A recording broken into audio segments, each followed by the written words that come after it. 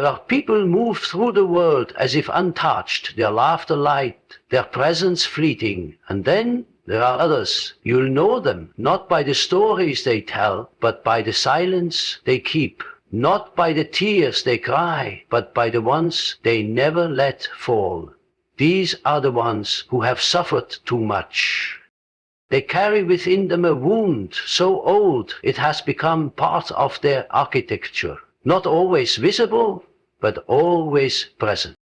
You'll see it first in how fiercely they cling to independence. They will not ask for help, not because they are proud, but because once, when they reached out, no one came. So they taught themselves to survive alone and now call it strength. But make no mistake, it is not strength born of joy. It is strength born of necessity, shaped by abandonment and hardened by repetition. It is a mask they've worn for so long, they've forgotten the contours of their own face. You see it too in their compassion. There is a tenderness in them that borders on sacrifice. They feel your sorrow before you've spoken it. They hold your pain with a kind of reverence because they recognize it, not intellectually, but visually. And so they give. Not because they have so much, but because they remember having nothing. They offer sanctuary because no one ever built one for them. But in doing so, they often forget themselves. They bleed quietly, invisibly, and call it love.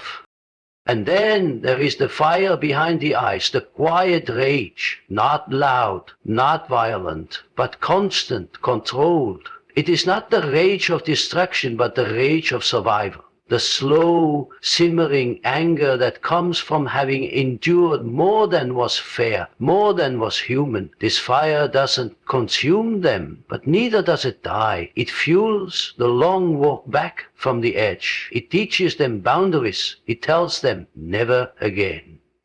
These people do not ask to be seen, but if you do see them, truly see them, honor their survival. It is not easy to live with so much history inside a single body. It is not easy to rebuild where there was ruin.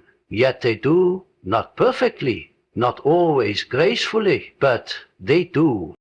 There's a particular kind of strength that is not born from triumph, but from rupture. It is not cultivated in the sunshine of encouragement, but in the dark, silent soil of neglect and disappointment. It is the kind of strength that often walks the world misrecognized, called resilience, discipline, or even stoicism. But beneath its surface is something much older, much sadder. The armor of one who learned too early that to need is to be left. To rely is to be disappointed. To reach is to fall. And so they train themselves slowly and thoroughly never to reach again. These individuals build their lives around a central belief. I will not depend on anyone. Not because they don't long for connection, ironically they often long more deeply than most, but because that longing has become too dangerous. It once exposed them to heartbreak or betrayal or abandonment so sharp that the echo of it still lingers in their bones. And so the mind adapts, the ego adjusts. The soul, wounded but determined to continue, creates a new self. This self will not ask, this self will not expect. This self becomes its own parent, its own lover, its own savior. From the outside they appear admirable, they are often high-to-notional, reliable and impressively self-sufficient. They take pride in not being a burden, in holding everything together, even when they are falling apart inside. People around them say, "You're so strong," unaware that the strength they praise is actually a scar that has calcified into character. They are praised for not complaining, for never asking too much, for being the one others lean on, but no one stops to ask, who do they lean on? What makes this hyper-independence so difficult to detect or even to challenge is that it is not a facade. It is real. These individuals are capable. They can do it all on their own, but that ability was born of necessity, not desire. The competence masks the original wound. the early experience that taught them that vulnerability is unsafe. Perhaps a parent was emotionally unavailable. Perhaps love was given only when earned or withheld altogether. Perhaps trust was betrayed one too many times by those who were supposed to protect them. Regardless of the origin, the internal message is clear and lasting. I must not need anyone. And so they over-demand. In relationships, they often take on the role of caretaker, fixer, or rescuer, not because they lack emotion, but because they are more comfortable giving than receiving. Receiving requires opening. It requires allowing. And allowing someone in means relinquishing control, something their entire psyche has been conditioned to resist. They may push others away the moment things get too intimate. They may say they're fine when they're breaking inside. They may sabotage connections, not out of malice, but out of unconscious fear. Because in their inner world, closeness equals risk. It's not that they don't crave love. In fact, their longing is profound, so profound that it frightens them. They have buried that longing under layers of self-reliance and logic, afraid that if they allowed themselves to want again, the pain of not receiving would be unbearable. So instead, they make their life small enough to control. They work hard, they excel, they stay busy, they build routines and systems. Everything becomes a structure of safety. Even their silence is strategic. Vulnerability for them is not a virtue, it's a hazard. Often they are not even aware of this dynamic. The wound lives deep in the unconscious, encoded in behaviors that appear ordinary. They might even judge others for being too needy or too emotional, unaware that this judgment is a projection, a way of distancing themselves from the very parts of them they had to exile in order to survive. Their dislike of dependence in others reflects the shame they still carry about ever having needed in the first place. Healing for them is not easy. It requires dismantling the very identity that once kept them safe. It requires confronting the terror that lives behind their competence. It means slowly, painfully, allowing others to witness their weakness, their confusion, their fears. And this is not a linear process. It happens in moments, in the trembling confession, in the rare request for help, in the quiet surrender to being held rather than doing the holding. These moments feel like death to them, but they are actually rebirth. It's important to understand that this kind of hyper-independence is not a personality trait. It is a response, a psychological defense. And like all defenses, it was once adaptive. It helped them survive. But survival and living are not the same. There comes a point when the armor becomes a prison. When the walls meant to protect also keep out the very nourishment the soul now craves, when strength becomes isolation. And it is then that the wound begins to speak, often in subtle ways. Fatigue, loneliness, emotional numbness, a persistent sense that something is missing, even when everything seems fine. To see someone like this, to truly see them, is not to admire their independence, but to gently ask what price they paid for it. To wonder who taught them they had to be so strong. And if you are someone who sees yourself in these words, know this: you do not have to carry everything alone anymore. The walls you built saved you once, but now they are asking to come down. Not all at once, not reckless, but brick by brick, with care. Behind them is a softer self, a self that deserves not just survival, but love, rest, and belonging. There is a kind of compassion in some people that moves differently. It is not soft in the way we often imagine kindness to be. It is heavy, almost ancient, like something forged under pressure. This kind of compassion doesn't arrive with sentimentality or surface-level sweetness. It arrives with depth, with gravity. You see it in the eyes of someone who leans in when others step away. You hear it in their voice when they say, "It's okay." And you know they mean it not because they've never been hurt, but because they have, deeply. This depth of empathy rarely comes from ease. It is almost always born from having been brought low. These are the people who have suffered not once but often, and somewhere in the midst of that pain they made a quiet vow that no one else should feel what they once did. And so they became watchful, sensitive to the smallest signs of sadness or distress in others. They know the coded language of pain, because they had to learn to speak it themselves when no one else was listening. When someone has suffered too much, they often become hyper-attuned to emotional atmospheres. They enter a room and feel what isn't being said. They read people before words are spoken. Their sensitivity is not a choice, it is an instinct, a survival mechanism that became a personality trait. They anticipate needs, smooth over conflict, and take care of others almost automatically. And while the world may call this gift empathy, it's more complex than that. It is empathy fused with duty, love entangled with sacrifice. These individuals often take on the role of the caretaker in every dynamic, not because they see themselves as better or stronger, but because they see others' pain as their responsibility. There is a silent belief somewhere inside them: if someone is hurting and I can ease it, then I must. This isn't coming from arrogance, but from a wound that made them feel unseen, perhaps unloved, or worse, disposable. Their care becomes a way of making sure others never feel the same way. It becomes both healing and compulsion. But the cost of this kind of compassion is high. In their mission to carry others, they often forget how to be carried. They may feel guilty when they take up space. They may downplay their own needs, bury their desires, or delay their rest, always telling themselves later, or it's not that bad, or they need me more.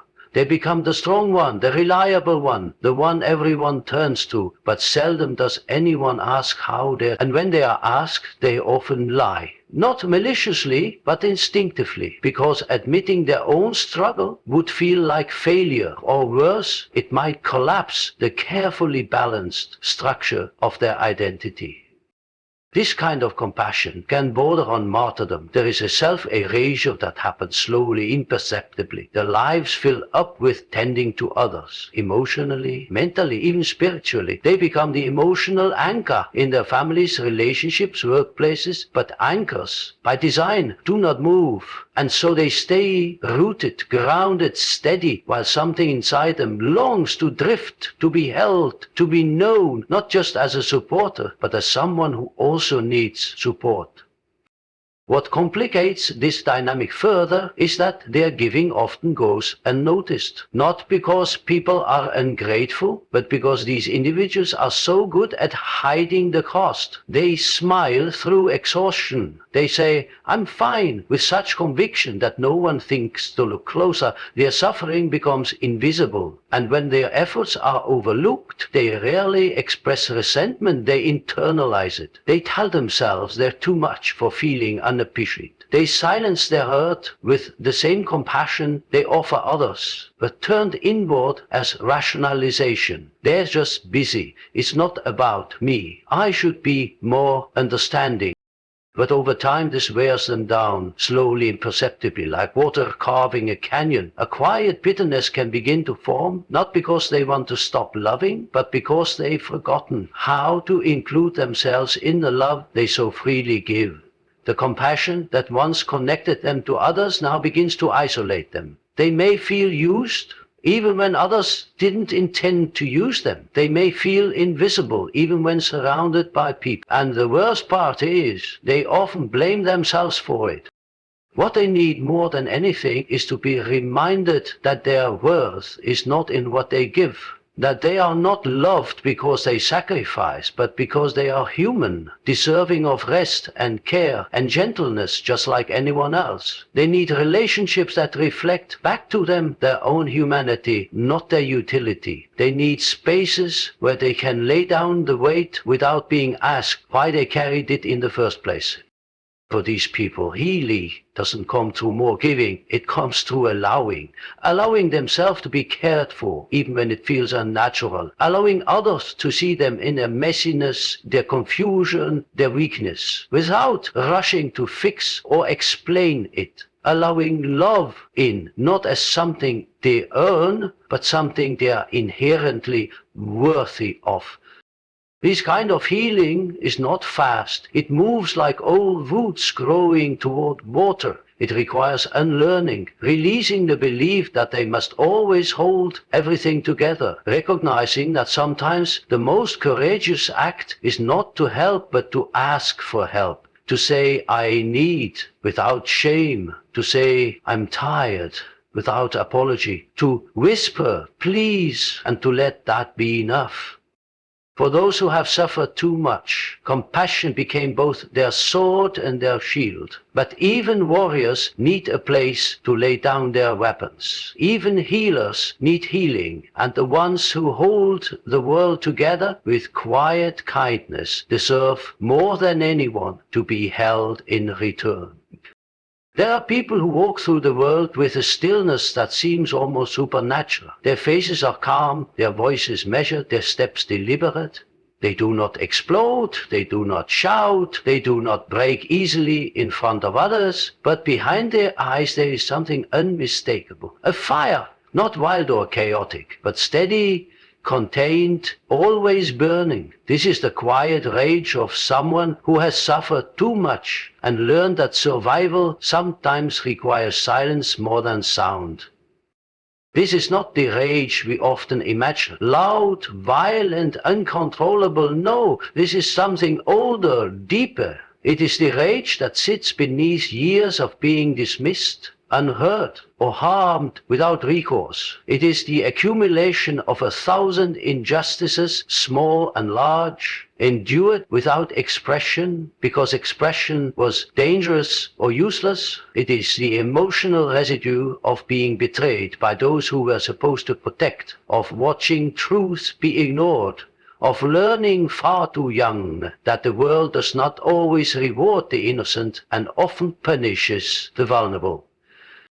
People who carry this kind of rage often don't even realize it at first. They have become so accustomed to keeping it in check that they have fused it with their identity. Their composure is not just discipline, it is defense. It is a container carefully constructed to hold the storm, because they know, perhaps more than anyone, what destruction looks like. They've seen what happens when pain turns explosive, when anger consumes rather than fuels. And so they made a choice, conscious or not, to master the fire instead of letting it master them. This rage is not aggressive. It doesn't seek to dominate or control others. Instead, it feels a fierce sense of justice, a profound intolerance for cruelty, hypocrisy, and dishonesty. These individuals often have incredibly strong boundaries, but they rarely have to enforce them with force. Their presence alone says, "Do not lie to me. Do not underestimate what I have endured." They are not dangerous, but they are not to be trifled with. There is a quiet power in them that others can feel, even if they don't understand it. It is the power of someone who has stood in their own darkness and survived. What makes this kind of rage so unique is that it does not seek attention. It does not want to be seen or pitied or praised. It simply exists. Silent, steady, sacred. It is part of their inner architecture, a piece of their soul that burned but did not turn to ash. And yet it is not without consequences. Carrying rage, even quietly, is heavy. It taxes the body, the nervous system, the heart. These individuals may often feel exhausted without knowing why. They may struggle with chronic tension, insomnia, or a low hue of anxiety that never quite fades. The fire they contain gives them strength, yes, but it also takes a toll.